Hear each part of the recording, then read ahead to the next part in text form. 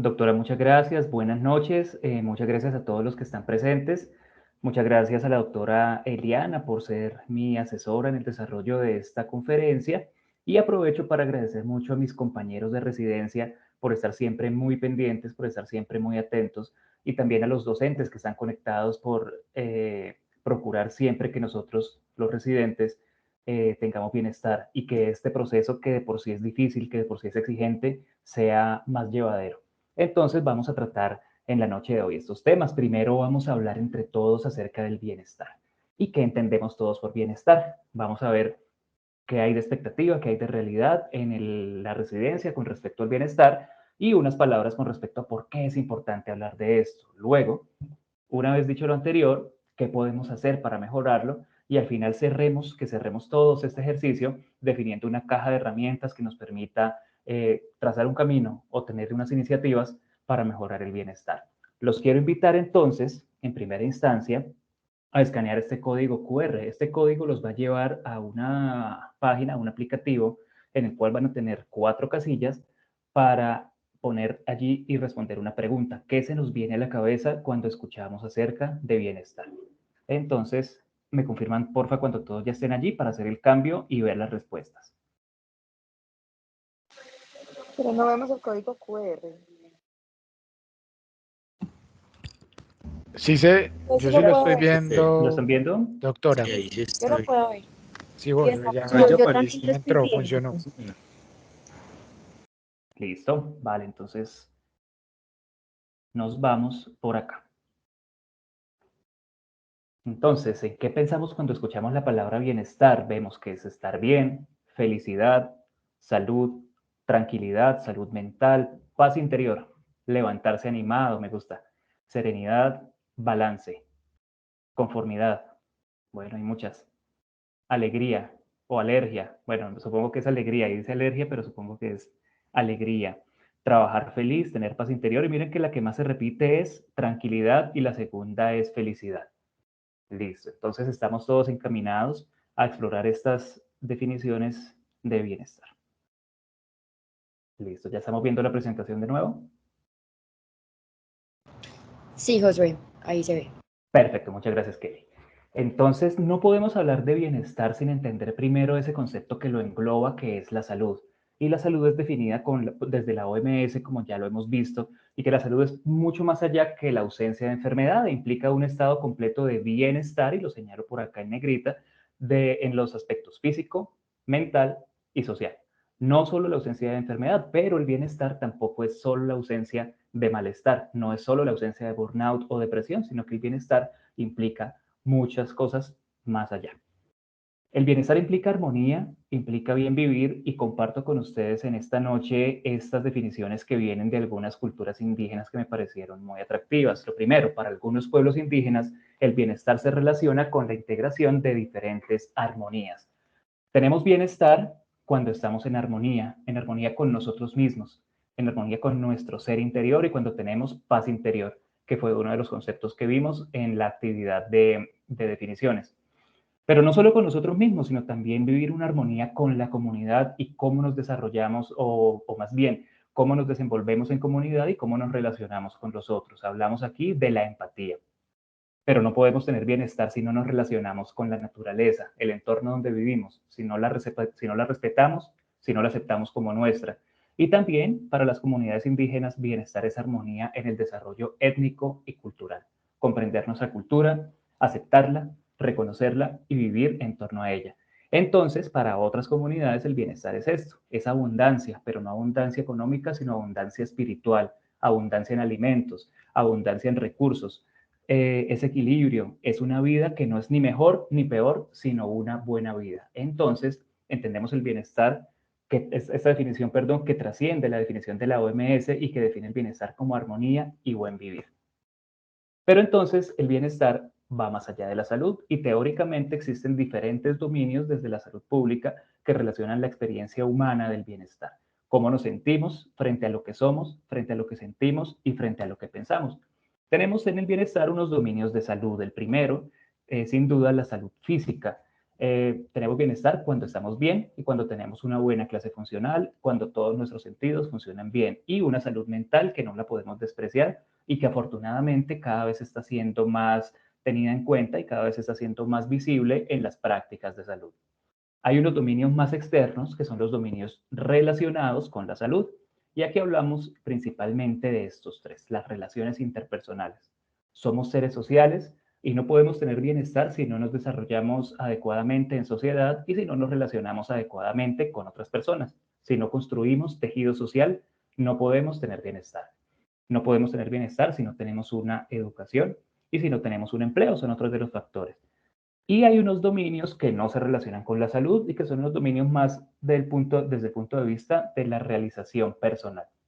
Entonces nosotros, en la medida en la que vamos avanzando en nuestra carrera, vamos desarrollando herramientas que nos permitan suplir ciertas necesidades. Entonces vamos de unas necesidades básicas, biológicas, que es la salud física, en cierta medida la salud mental, unas necesidades más sociales que estarían en estos dominios de la mitad y unas necesidades de autorrealización en la cima de esa pirámide. Entonces, en la autorrealización vamos a tener no solo las condiciones materiales, sino además el desarrollo de nuestro conocimiento, autoconocimiento y heteroconocimiento, desarrollo de habilidades profesionales, de habilidades personales, desarrollo de autonomía. Tenemos bienestar cuando somos autónomos, cuando tenemos autocontrol, cuando nos desarrollamos de forma íntegra y en últimas, cuando somos lo suficientemente generosos para desarrollar el altruismo. Todos estos dominios comprenden la definición de bienestar más allá de la salud. Y comparto en este punto esta frase que me permito leer, la dice: consideramos a todo ser humano vivo como el máximo valor sobre la faz de la tierra. La conservación de su vida, pero no de una vida cualquiera, sino de la mejor vida posible para él, es la empresa más importante que a la que una sociedad debe dedicarse. Y esto significa que toda sociedad debe asegurarles a todos sus individuos salud, alimentación, dignidad, decoro, bienestar físico, mental y social, porque todo ser humano, desde el momento de su concepción, debe ser sagrado. Entonces, es un deber de nosotros como sociedad, pues hacemos parte de la sociedad, garantizar nuestro bienestar mediante un adecuado equilibrio y no solo nuestro bienestar, sino el bienestar de todos los que nos rodean y vivir no una vida cualquiera, sino la mejor vida posible que podamos vivir, y eso se relaciona mucho con la definición de bienestar y armonía que teníamos desde la concepción de las comunidades indígenas. Y viene entonces a la palestra un concepto que es el concepto de wellness.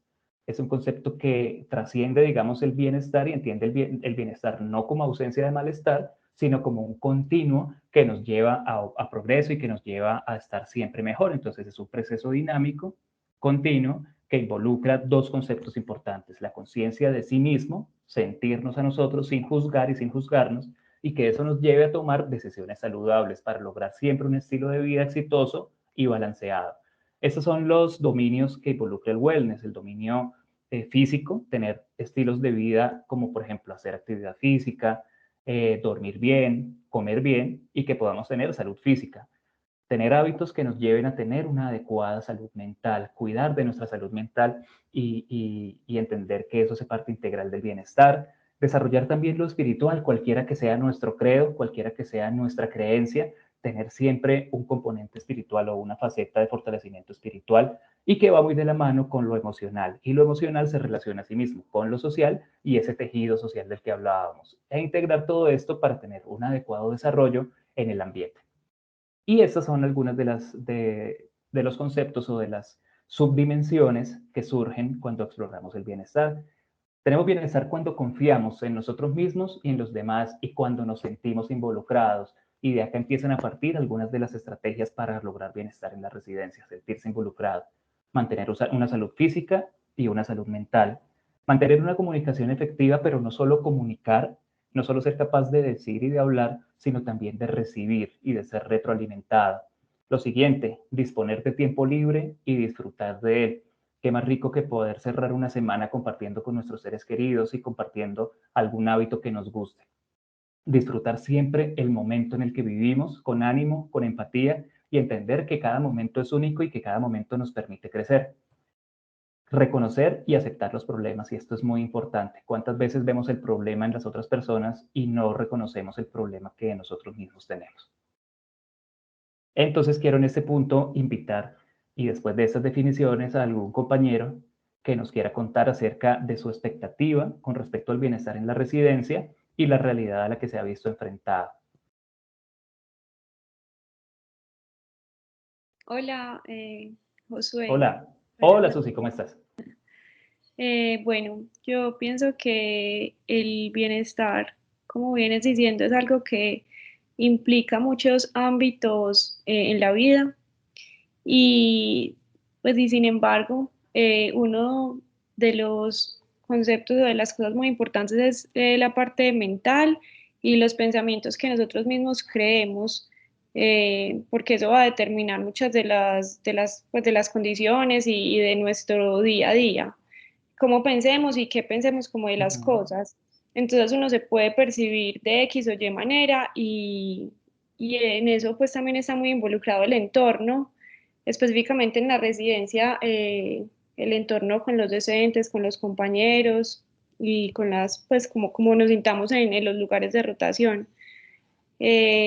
Yo pienso que en este momento el bienestar es como, incluso las empresas le apuestan mucho como una estrategia para que sus resultados sean mejores y es algo en lo que se tiene que trabajar. Yo creo que en muchas áreas, no solamente pues en medicina y en residencia, estamos muy quedados en eso, eh, y creo que hay muchos aspectos pues por mejorar, tanto eh, en la parte personal, entrenarnos en esa parte mental, que como los músculos y que como las habilidades manuales se entrena, y también por parte como de la universidad, eh, hacer parte pues como de ese trabajo.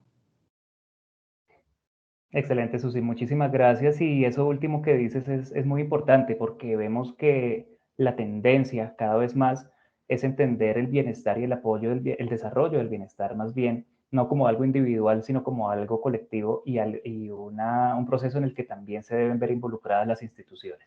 Entonces, muchas gracias por tu testimonio y muchas gracias por tus palabras. Listo, entonces, ¿por qué es importante hablar de eso? Y continuamos, y quiero compartir en este punto esta frase que me permito leer. Tiene la elegancia del erizo. Por fuera está cubierta de púas, una verdadera fortaleza, pero intuyo que por dentro tiene el mismo refinamiento sencillo de los erizos, que son animalillos falsamente indolentes, tremendamente solitarios y terriblemente elegantes. Es de un libro que se llama La elegancia del erizo. Y la traigo a colación, ¿por qué? Porque nos enfrentamos siempre a grandes problemas y nos enfrentamos a demasiada presión. Y lo más difícil, no siempre sabemos el problema que hay detrás de cada cara. No siempre sabemos quién es un erizo. Entonces, caras vemos, pero corazones no sabemos. Y a estos problemas nos enfrentamos cuando estamos en la residencia y en el entorno laboral. Y vamos a ver entonces algunas cifras, pues algunos conceptos primero y posteriormente algunas cifras. Esta señora que sale en pantalla es Cristina Maslach, que fue la primera persona que por allá en 1974 empezó a hablar de burnout como un síndrome psicológico que surge de una exposición continua y crónica a estresores interpersonales en el trabajo. Fue la primera persona que lo definió y fue la persona que diseñó, aplicó y validó el instrumento para calcular o para medir más bien el burnout. Y desde 1974 se viene hablando de esto y la OMS y la CIE-11, la Clasificación Internacional de Enfermedades, lo reconoce hoy en día no como una enfermedad, sino como un fenómeno ocupacional. Y miren lo que se relaciona con el concepto original de Maslach, un estrés crónico en el trabajo, una exposición continua y crónica a estresores, y que engloba estas tres dimensiones. La primera, la depresión de la energía. La segunda, la despersonalización en el trabajo, sentirnos como que no pertenecemos, sentirnos cínicos ante las situaciones y sentirnos despersonalizados. Y lo tercero es la reducción de la eficacia. ¿Cómo lo medimos? Lo medimos entonces con el inventario de burnout de Maslach, que es un inventario conformado por 22 preguntas que ha sido validado para diferentes tipos de profesionales en diferentes escenarios y que evalúa tres dominios. El dominio de cansancio emocional, sentirnos exhaustos, tanto física como emocionalmente, por las demandas del trabajo. El segundo, la despersonalización. Esto valora el grado que cada uno reconoce actitudes de frialdad y de distanciamiento. ¿Y cuántas veces como médicos no nos hemos sentido indiferentes hacia el dolor de los pacientes o indiferentes hacia el dolor de nuestros compañeros de trabajo? ¿Cuántas veces decimos, no es conmigo? ¿Sí? Eso es despersonalización. Y lo tercero, la realización personal, sentimientos de eficiencia, de autoeficiencia y de realización en el trabajo. ¿Qué tanto se ve esto en residentes entonces? Bueno, primero, qué pena, ¿cómo impacta esto en nuestro día a día? Se ha visto en diferentes reportes y en diferentes estudios que afecta nuestra calidad de vida, nuestra salud física, mental. Y también no nos afecta a nosotros mismos, sino al paciente en su satisfacción, pone al paciente en una posición de calidad baja de la atención, nos pone a nosotros en un comportamiento profesional que no es el más adecuado y aumenta los errores médicos, llevando con esto a complicaciones en los pacientes. ¿Qué vemos entonces en algunas cifras? Vemos en esta diapositiva este metaanálisis publicado en PLOS ONE 2018 que nos muestra este diagrama de Forrest de la burnout en diferentes especialidades y que tiene una prevalencia general del 35.7%. 35.7% de los residentes manifiestan alteración en alguno de los 3 dominios de la escala de Maslow, siendo las especialidades quirúrgicas como cirugía general, anestesia, ginecología, obstetricia y ortopedia las más afectadas, y las especialidades clínicas las menos afectadas, a excepción de cirugía plástica, de otorrino y de neuro, que se meten en este grupo de abajo, que son las menos afectadas por el estrés. Y de los 3 dominios, el que más se ve afectado en los residentes es la despersonalización, que como lo veíamos, tiene mucho que ver con la actitud hacia nuestros colegas, hacia nuestros pacientes, con la empatía y con el cinismo.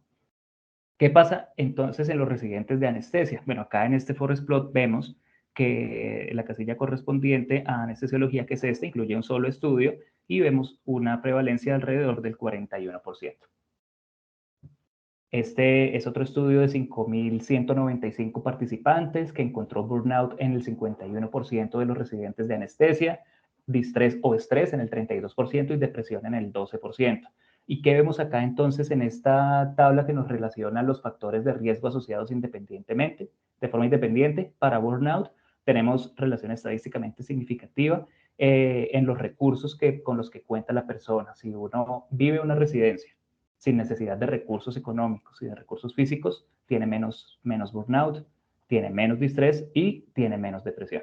Lo mismo, tener un balance entre la vida y el trabajo, y esto va de la mano con aprovechar el tiempo libre y con tener esos procesos de compartir, de tener salud, de tener otras actividades diferentes al trabajo. Y tener un sistema de apoyo social, que si bien no se relaciona estadísticamente, sí tiene una tendencia hacia la protección. Este otro estudio evaluó en 1.508 participantes el riesgo de burnout y depresión como desenlace combinado y el desenlace de burnout o depresión, y encontró que estamos en riesgo, indiscutiblemente. De sufrir cualquiera de las dos, más de la mitad de los residentes estamos en riesgo de sufrirlo. ¿Y cuáles son los factores de riesgo identificados? La alta carga horaria y sobre todo la alta carga horaria relacionada con trabajo administrativo y de papeleo. Otro factor de riesgo, el consumo de alcohol, y otro, el sexo femenino.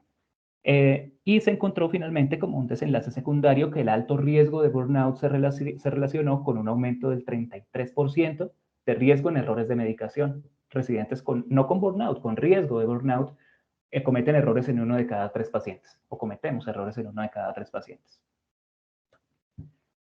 Y el tema no para allí, el tema se complica un poco cuando vemos que las características, pues variables independientes, como las características del médico, la carrera que cursa, el estrés que tiene como residente y el burnout como residente, implican los desenlaces a largo plazo. Este seguimiento prospectivo a 10 años que se llevó a cabo utilizando el inventario de Maslow en diferentes momentos, encontró que de 143 residentes que se incluyeron al principio, 10 años después se logró ubicar a 81 profesionales y se encontró que el estrés emocional durante la residencia lleva a cansancio emocional y a despersonalización 10 años después. Sin embargo, pues esa es una muestra pequeña, es un solo centro, la validez externa no es muy alta, pero sí nos habla de una tendencia y de una alarma que se debe encender. ¿Qué pasa en Colombia entonces? Traigo estos 2 ejemplos. Burnout Prevalence in Residents from a Colombian University, estudiantes de la universidad o residentes de la Universidad Nacional de Colombia, se encontró burnout en el 39.8% y miren los factores de riesgo. Con un 3.4, con un OR de 3.4, los problemas económicos son, sin duda, y en relación con el estudio anterior, lo que más pesa en el burnout de los residentes. Problemas de salud tanto física como mental, eventos estresantes durante la residencia fueron los que salieron positivos y no encontraron diferencias entre especialidades clínicas versus quirúrgicas. Y este estudio, publicado en la revista Cuidarte, que es una revista pues, de enfermería y muy bien rankeada y bien clasificada, evaluó la prevalencia del síndrome de burnout en residentes de especialidades médicas en el departamento del Cauca y encontró cifras muy similares a las que encontramos internacionalmente. Casi la mitad de los residentes podemos llegar a padecer burnout. Y en este caso, la realización personal fue el dominio más afectado. Y entonces aquí entramos en una zona gris, es burnout, es depresión. ¿Qué es lo que está pasando con nosotros? ¿Qué es lo que está pasando con los residentes que eventualmente tienen un breakdown emocional? De forma conceptual no es clara la separación de los dos procesos, se solapan en realidad. En el abordaje categórico no es claro si hay diferencias y lo que sí se ha visto es que la depresión ha sido estudiada, categorizada y clasificada, mientras que el burnout es en parte más ateórico. Pero de forma empírica, ¿qué vemos? Que el burnout lleva a depresión y que la depresión lleva a burnout. Entonces estamos en un círculo vicioso muy peligroso, porque uno de los desenlaces menos deseables de la depresión es el suicidio. La prevalencia de depresión en residentes, miremos, 54 estudios con casi 18.000 pacientes se evaluaron acá. Si bien es un estudio que en este funnel plot nos muestra alta heterogeneidad en los estudios y con ello un alto riesgo de sesgo de publicación, la prevalencia estimada de depresión es del 30%. Uno de cada 3 residentes de este estudio, de 17.500, presentó depresión y encontraron que la depresión es más prevalente a medida que aumenta el año de la residencia, un 0.5% más por año que transcurra. Y también el burnout se relaciona con la ansiedad. Este estudio que se llevó a cabo utilizando el cuestionario STAI, que es el cuestionario de estado y rasgo de ansiedad, se ajustó y se comparó mediante un análisis multivariado con cada dominio de burnout y que se encontró que el cansancio emocional, que la despersonalización y que un concepto secundario que no hace parte del inventario de Maslow, que es la percepción de amenazas del entorno, se correlaciona directamente con burnout, tanto en anestesiólogos como en residentes, con una cifra que volvemos y vamos viendo una tendencia, 1 de cada 3 residentes con burnout se correlaciona con ansiedad, tanto con estado de ansiedad o trastorno de ansiedad, como con rasgos ansiosos durante la residencia. Y esto es lo más alarmante. Entonces, la depresión nos lleva sin duda a ideación suicida, a intento suicida y a suicidio. Y vemos que este estudio, este metaanálisis que fue un seguimiento a 15 años en Estados Unidos, que involucró una cantidad de residentes durante ese seguimiento, encontró todas estas causas de muerte y se vio de forma sorprendente que el suicidio es la primera causa de muerte en residentes hombres y es la segunda en residentes mujeres, después de las enfermedades neoplásicas, que según la discusión de estos autores, digamos que plantean la posibilidad de que esta carga de neoplasia se deba a factores epigenéticos relacionados con estrés también. Entonces, eso es una carga importante y vemos que durante los 15 años entre 13 y 31 muertes de residentes en los Estados Unidos se presentaron al año. Entonces, es un problema muy preocupante, grave, que debe ser intervenido. ¿Qué hacemos entonces? Habíamos dicho, y bien lo dijo Susi en su intervención, tenemos que cambiar el paradigma, tenemos que abandonar el viejo paradigma de que la salud mental es algo individual, es algo netamente voluntario, a entender que la salud mental y que el bienestar necesita del apoyo institucional y necesita de iniciativas institucionales para mejorar el bienestar y hacer frente a estos problemas. ¿Qué decía el enfoque individual? Que debíamos ser resilientes, que debíamos tener resiliencia. Y esa palabra me gusta, pero no me gusta. Me gusta por lo que significa en el fondo, pero no me gusta porque se suelta la responsabilidad a una persona sin entregarle las herramientas para lograr ser resiliente. Se espera resiliencia y equilibrio sin flexibilidad institucional. La mayoría de las iniciativas se centran en la atención del sujeto, es decir, pedirle a la persona que dé más de lo que puede y pedirle a la persona que voluntariamente haga cosas que su subconsciente y que involuntariamente lo están llevando a un colapso. La fuerza de voluntad no parece ser siempre la respuesta.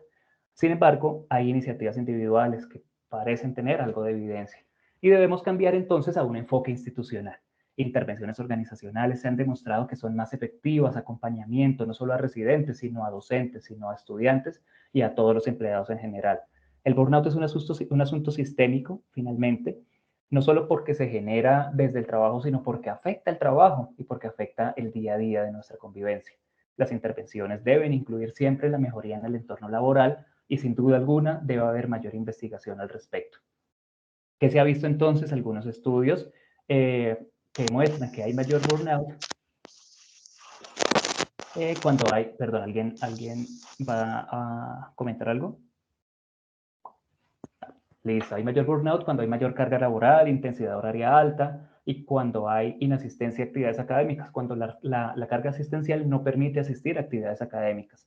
Y hay menor burnout cuando hay padrinos, cuando hay asistencia con la carga laboral, particularmente con la carga administrativa y con el papeleo y actividades del bienestar. En ese estudio del American Journal of Surgery en residentes de cirugía se demostró que estos factores están relacionados con mejoría de bienestar. Discusión facilitada sobre estresores. No nos quedemos callados y que podamos tener espacio para hablar de nuestros problemas y para poder desahogarnos y recibir consejo. Entrenamiento en mindfulness. Medicina narrativa, que es un concepto que está tomando vigor y es cómo lograr mediante el ejercicio de la medicina ser más empáticos y entender que detrás de cada paciente hay un ser humano que sufre y hay una familia que sufre. Tener padrinos de bienestar y menor carga administrativa en las clínicas. Otros estudios mostraron que las intervenciones en inteligencia emocional y los programas de wellness, por ejemplo, en un programa de neurocirugía, disminuyeron de forma significativa el burnout y encontraron como factores de riesgo imbalance en el trabajo y la vida, el exceso de tareas, la inestabilidad financiera y un entorno en la facultad hostil. Y como intervenciones, talleres de inteligencia emocional por el lado de la izquierda, conciencia de sí mismo, autocontrol, conciencia social y habilidades sociales. Este otro reporte, ese artículo especial, nos muestra y nos reporta cómo ha sido un programa completo y un programa institucional de intervención en bienestar, de intervención en wellness en esta universidad de Saskatchewan, que es en Canadá, y fue publicado en el Canadian Journal of Anesthesiology. Hicieron primero una encuesta para tratar de identificar cuáles eran esos tópicos importantes para los residentes. Se encontraron que aquellas actividades que nos forman en habilidades para la vida y en habilidades para el manejo del tiempo son importantes. Asimismo, programas de mindfulness, programas para fortalecer la resiliencia y para afrontar situaciones de estrés. También programas que nos expliquen o que nos lleven o que nos conduzcan hacia una salud física, una salud mental y una adecuada nutrición, un acompañamiento durante la carrera y hacen mucho énfasis en esta, un reconocimiento y un empoderamiento. Como residentes somos también importantes y como residentes reconocemos que esa vinculación, ese reconocimiento y ese empoderamiento en cosas importantes es favorable. Y este programa de wellness en esta universidad, identificó estas intervenciones efectivas, actividades grupales, cosas sencillas, ir a jugar un partido de fútbol, deportes, ir a kart racing, ir a jugar bolos, ir a escalar, hacer reuniones sociales, mejoraron el bienestar, orientación a nuevos residentes y apadrinamiento y acompañamiento en este camino que es difícil. Y las noches de bienestar, que ellos lo institucionalizaron como talleres, charlas sobre abuso de sustancias, coaching, transición hacia el entorno laboral y diferentes temas relacionados con bienestar. Y sin duda alguna, lo más importante es fomentar el autocuidado y el adecuado balance trabajo-vida, no desde un paradigma individual, sino desde un paradigma institucional, para favorecer una alimentación saludable, no comer lo que podamos comer en el ratico que podamos, sino disponer de un tiempo para alimentarnos y alimentarnos bien. Un sueño adecuado, ya muchos estudios han hablado acerca de la importancia de dormir bien, de una higiene del sueño y de un tiempo de sueño adecuados. Cultivar hobbies, sin duda alguna, es uno de los escapes más grandes que podemos tener. El deporte, la fotografía, el cine, la lectura, son actividades que nos llevan a mejorar el bienestar. La meditación o la oración para aquellas personas que son creyentes y que lo practican, y la actividad física también. Nos preocupamos mucho por el estudio, nos preocupamos mucho por las actividades académicas, pero nos olvidamos de sacar el ratico para hacer deporte. Uno de los aspectos importantes del autocuidado también es cuidar de nuestros pacientes con empatía y con habilidad, hacer siempre lo mejor posible de la mejor forma posible. Y sin duda, cultivar relaciones sociales. Y en este punto agradezco nuevamente a todos mis compañeros por abrirme las puertas de la ciudad, porque pues, los que no me conocen, yo vengo de Bucaramanga y me han hecho sentir en realidad muy de la casa y me han ayudado sin duda a cultivar esas relaciones sociales que me han ayudado con mi propio bienestar. ¿Qué estamos haciendo nosotros entonces? Acá en el programa de anestesia y en la UPB tenemos ya asignados residentes padrinos. Un residente de tercer año tiene padrinado a un residente de primer año y nos ha ayudado muchísimo. Tenemos la iniciativa del club de lectura. Vamos a empezar con una actividad de miércoles de cine. La universidad, a través de Bienestar Universitario, ofrece apoyo psicológico cuando necesitemos hacerlo. Encuentros casuales, salidas, a veces con docentes, a veces nosotros solos, son algunas de las actividades que hacemos. Estas charlas de fatiga como la que dio Manu y de bienestar como la que estoy hablando yo hoy. Actividades académicas fuera de las aulas también, gracias al apoyo y la iniciativa de algunos docentes que nos invitan a un café, que nos invitan a un desayuno para hablar de temas académicos, pero en un entorno mucho más amigable. Y una actividad que vamos a tener dentro de 15 días sobre la historia de la anestesia, para romper un poco también el hielo y romper un poco esa rigurosidad de las actividades netamente académicas. Entonces, este viejito, eso es de 2009, pero este reporte nos indica una caja de herramientas que la podemos ver ahí. Encargar a alguien de bienestar de los residentes, definir qué es bienestar, hacer periódicamente cuestionarios de burnout y estrés, hacer este tipo de conferencias, hacer clases sobre el lado humano de la medicina y sobre la medicina narrativa, tener un mecanismo de primeros auxilios psicológicos, día del residente, compañeros y mentores. Bueno, ahí están todas esas iniciativas. Y los invito entonces, para cerrar esta charla, a abrir este código QR y a participar en la construcción de nuestra propia caja de herramientas. Entonces, compañeros, profes, los invito y cuando estén listos con el código me indican para proceder a mostrar la pantalla.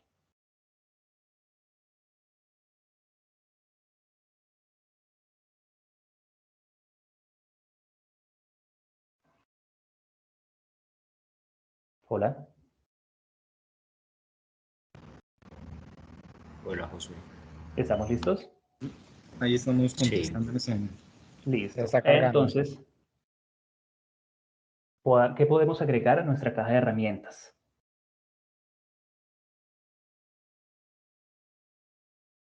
Horarios definidos de rotación. Sí, conocer el horario de entrada y conocer el horario de salida y saber. Educación en pedagogía, sesiones culturales.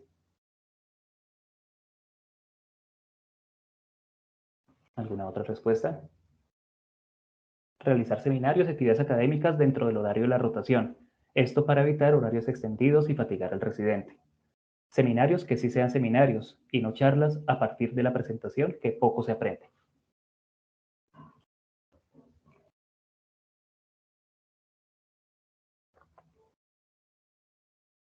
Listo. ¿Alguien más? ¿Alguna otra participación? ¿Puedes volver a poner el QR? Claro que sí.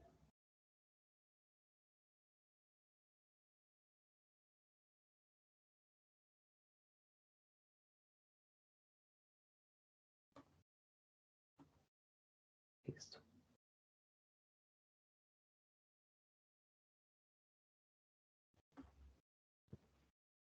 Bueno, podemos igual más tarde seguir aportando y esto nos queda grabados para empezar a trabajar en nuestro programa de bienestar.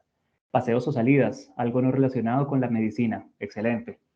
Y veíamos ese programa de wellness de esa universidad canadiense que hacían carts, por ejemplo, y que hacían bolos. Y eso les gustaba mucho a los residentes. Listo, vamos a dar 30 segundos más. Y continuamos.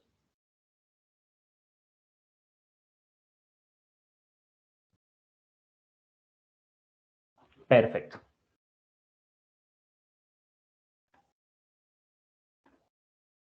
Concluimos entonces que el burnout es una problemática real, que la depresión es una problemática real y que el suicidio es una problemática real. Sabemos de muchas noticias, no quise traerlas a colación para enfocarnos más en lo positivo. Y ya quiero cerrar entonces la charla con esta pequeña distracción. Lo voy a leer lentamente y ustedes en su casa los invito a que lo lean también mentalmente. Es un cuento que se llama El Mundo de Eduardo Galeano. Un hombre del pueblo de Neguá, en la costa de Colombia, pudo subir al alto cielo. A la vuelta, contó. Dijo que había contemplado desde allá arriba la vida humana y dijo que somos un mar de fueguitos. El mundo es eso, reveló. Un montón de gente, un mar de fueguitos. Cada persona brilla con luz propia entre todas las demás. No hay dos fuegos iguales. Hay fuegos grandes y fuegos chicos y fuegos de todos los colores. Hay gente de fuego sereno que ni se entera del viento. Gente de fuego loco que llena el aire de chispas. Algunos fuegos, fuegos bobos, no alumbran ni queman, pero otros arden la vida con tantas ganas que no se puede mirarlos sin parpadear. Y quien se acerca, se enciende. Muchas gracias.